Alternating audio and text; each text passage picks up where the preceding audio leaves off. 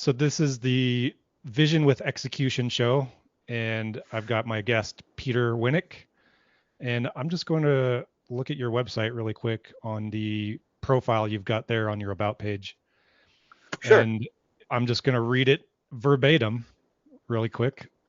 Peter Winick is the founder and CEO of Thought Leadership Leverage. For the past 2 decades, he has helped individuals and organizations build and grow revenue streams through designing and growing their thought leadership platforms, as well as acting as a guide and advisor for increasing business to business sales of thought leadership products. There we go. Welcome to the show, Peter. Thanks for coming.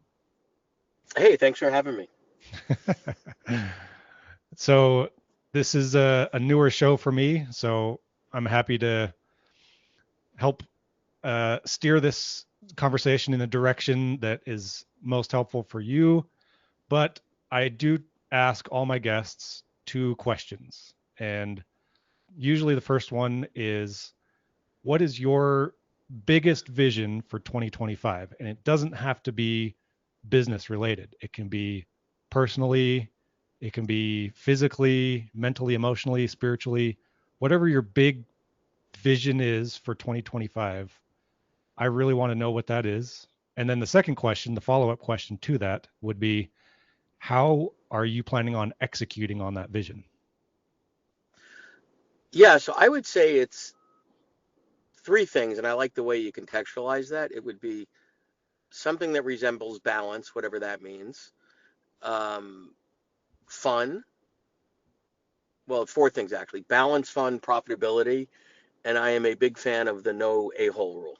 So I'm fortunate to be at a stage in my career where I don't know if I've become cranky or I don't have the patience, but like I will not work with a-holes, both internally and externally. And it actually works out for the best, I So think. could I get a clarification on that? When I say I don't like working with a-holes, I have a particular type of a-hole that I don't like to Oh, work with. okay. But what does it mean to you to not work with a-holes?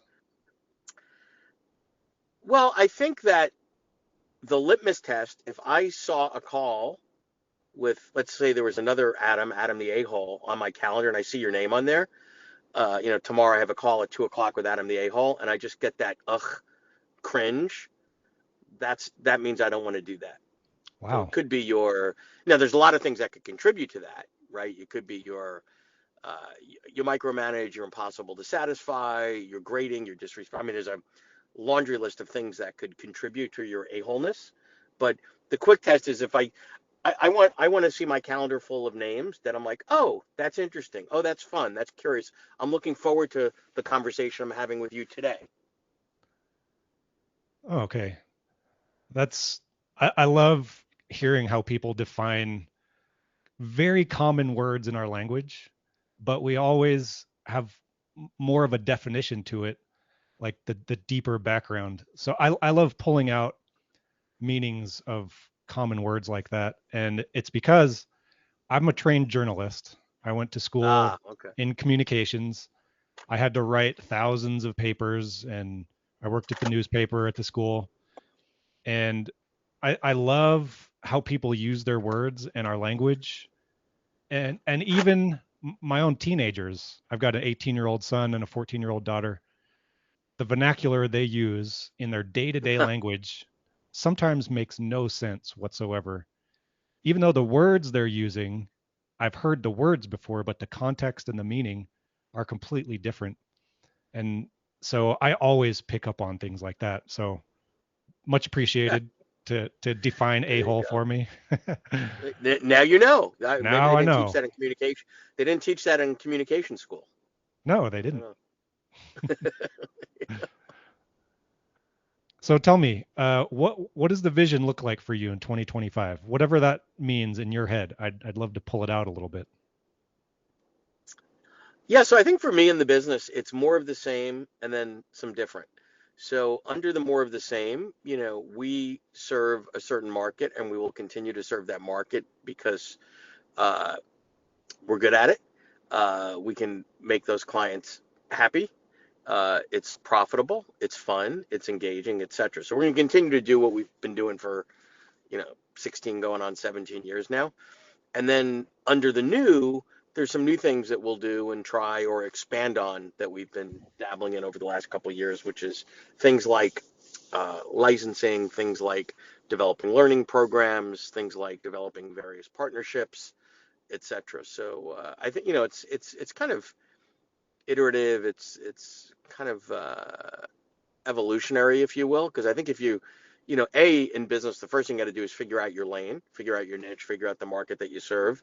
But then once you're there, you can't just stay there, right? Because otherwise the world will pass you by. Like, so where do you keep one foot in, and where are you kind of looking around the bend to see what's next? What service lines could you add to a professional services business? What other types of clients can you serve? Um, and what are the things in the market that are the same, and what are the things in the market that are changing that you have to either meet or choose not to participate in? So who would you say is your ideal client? The one that you look on your calendar and you're just excited to chat with them because you know you're going to kill it for them. Yeah, so our clients are nonfiction authors, academics, thought leaders, keynote speakers, small to mid-sized consultancies, and we also work with a fair number of founders, CEOs, senior executives, et cetera. So that's our lane, right? Like, so those are the types of folks that we work with, that we can be helpful, that we can help them scale and leverage their thought leadership for impact or for increasing their income. And how do you define the term thought leadership? That's the zillion-dollar question, right? So to me, there's a couple of ways to define it. We have a pretty sophisticated model, which is a framework that we use to define thought leaderships. But for the purpose of a shorter answer here, I think about it as two components. There's the thought piece, and then there's the leadership piece. So if you break that down and you say, okay, under the thought piece, where does thoughtfulness come from? So if all you're doing is regurgitating or copy pasting or whatever, that's not thoughtful. Thoughtful could come from, research is a great place that thoughtfulness or insight or wisdom could come from. Experience, right? So I'm a consultant. My thoughtfulness oftentimes comes from real life experience working with dozens of clients every year. It could come from experiencing different industries or different things. So I think there's a research piece, there's an experience piece, et cetera, where the thoughtfulness comes from. And then the leadership piece is where it gets interesting, is it's where you have the courage to lead a discipline, lead a school of thought, whatever, in a bit of a different direction. And it doesn't need to be radical for the sake of being radical. It doesn't need to be the earth is flat, no, the earth is round. It could be an incremental piece that you want to add to the conversation and stand on the, proverbial shoulders of the giants that came before you in your space, whatever that is. And that, to me, that combination of thoughtfulness and the leadership piece, that's the sweet spot of thought leadership. And then the last thing I would say there is never, ever, ever, ever call yourself the thought leader. It's something for others to sort of a term of endearment, a term of respect for others in your space to bestow upon you. If you just go out there saying, I'm a thought leader, like, okay, well, and I'm the king of Siam, like, whatever. It's kind of an obnoxious, pompous thing to say, Gotcha. according to me. So that kind of reminds me of one of the classes I took. It was a it was an advanced level class my senior year in college, and we were talking about who's going to go on and get a PhD. And like two or three people raised their hands out of a class of about 30. And the professor was describing what he considered uh, what a PhD would do in terms of how it would advance your field and yourself. And he described it he framed it as if the whole body of knowledge about a particular subject, if you think of it as a big circle, and then your PhD thesis and dissertation in the context of that big circle is going to be a really, really tiny little bump on the outside edge that hopefully expands the whole sphere of that industry or that piece of knowledge. And that's about it when it comes to what you can expect to do with with your PhD thesis and your impact, because you're just adding to a huge already existing pool of knowledge or experience or research. And that's how I look at what a Uh, PhD was like. yeah, well, I would say spoken like a true academic. Yeah, Yeah, there we you go. know, Exactly. because the downside of academia is that, people spend a lot of time and energy and effort and money and opportunity cost, whatever, writing brilliant papers that four people on the world read. You know, when I Yep. think about thought leadership, there is an impact component where if you've got a framework on how to, I don't know, give feedback or lead without authority, whatever it is, right? The application of that, when adopted at the enterprise level, meaning Fortune 1000 type organizations, can be massive, right? When you think about something like strength finders, we could debate whether how solid that is from an academic perspective. But what we do know is millions of people have gone through that and continue to go through that on a annual basis, and it does have impact. Yeah, Because to I me, it's think like that's, why would you spend 7 or 8 or 10 or any amount of things in your life doing things that don't have some level of impact? and I like that you clarified that. And I wasn't even going in any particular direction when I was talking about the circle metaphor, but Yeah, I think you're exactly right. It does, all of us, all humans that are born on Earth, my belief is that we each have an impact to make in some way, shape, or form. We all have distinct, yeah, innate talents and skills. And those of us who are starting to become unafraid of sharing those are the ones that are going to have the biggest impact. And that's one of the catalysts for me starting this show.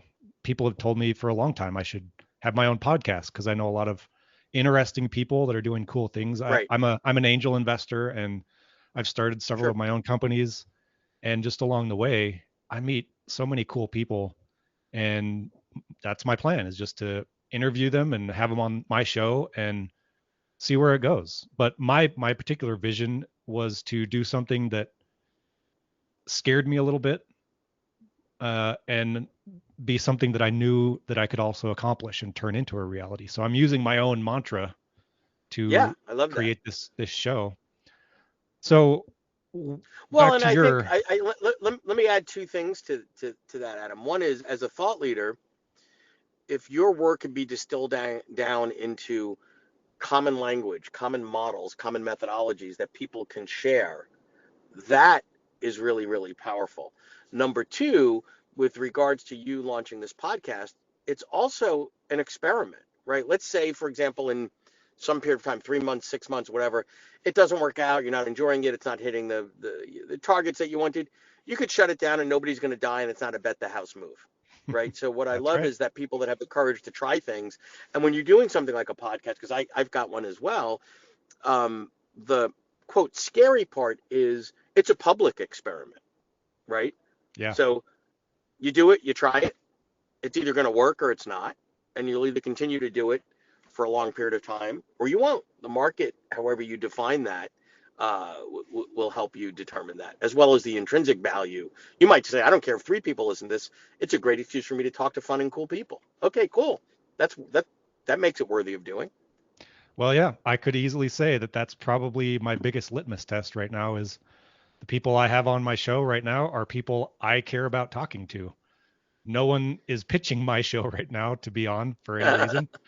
And Oh, so that'll happen. Just yeah, wait. I get to talk to everybody that I want to talk to. So it's great to have that level of control and have fun with it. And I And definitely I might, am a, I might be the first one to bring a steering wheel, right? Am I the first one to break the no yes, you steering have wheel that rule? distinction for sure. I So take it everywhere with me. So good job. So I would love to know, uh, as you know, I would like to wrap up how we end the show with you in particular in the next 5 minutes or so, how you are going to execute your vision into reality, and any specific steps or strategies or frameworks, however you want to describe that, I would love to know. Yeah, I think it's a good question. So on the balance side, that's probably the big, not the big, but the biggest of the ones I gave you that's unknown, right? So that's a work in progress, right? Making sure that fun, health, physical fitness, mental health, all the other things, if you will, get taken into account relative to decisions that get made. So I can't say I have here's the 7-step plan for that. Uh, so that's that. In terms of the business and who we serve and the no a-hole thing, I'm really, I think if you've been doing something for a while, you've got to trust, we all want the data, but I think you have to have the confidence and the courage to trust your spidey senses. If I get, particularly early on in an interaction with a potential client, the vibe or the signals or the whatever. People don't wake up one day and just totally change their personalities, right? There were Right. things there that you could have looked for early on, but I think sometimes as business leaders and business owners, we'll look the other way because we're in the process of turning a prospect into a client or whatever, whatever. Careful what you wish for, right? Because in my world, in professional services, winning the client is not transactional. Now you get to work with that person. Well, if that person's a total jerk, why would you want to quote win an opportunity to spend time with someone that makes you nauseous, that you don't respect, that you're not going to uh, make happy? Like, why would you want that? So I think trust your spidey senses. Sometimes you can't quantify it as you would a more, I don't know, analytical or rational decision, but that's okay, I think. So I'm going to continue to trust my spidey senses, experiment with things that are interesting, do more of what I know we do well to the folks that we serve well, and that's the plan. Okay. Well, I'm going to end the show now, and then you and I are probably going to talk a little bit later. But just to Sure. make a closing soundbite, this has been the Vision with Execution show, hosted by me, Adam Torkelson, the son of a circus clown, and my guest, Peter Winick from Thought Leadership. The the exact name of your company was Thought Leadership Thought leadership leverage. Yep. Leverage. Thought Leadership Leverage. I Yep. knew it had thought Yep. leadership. So it's been a pleasure having you on, and till next time.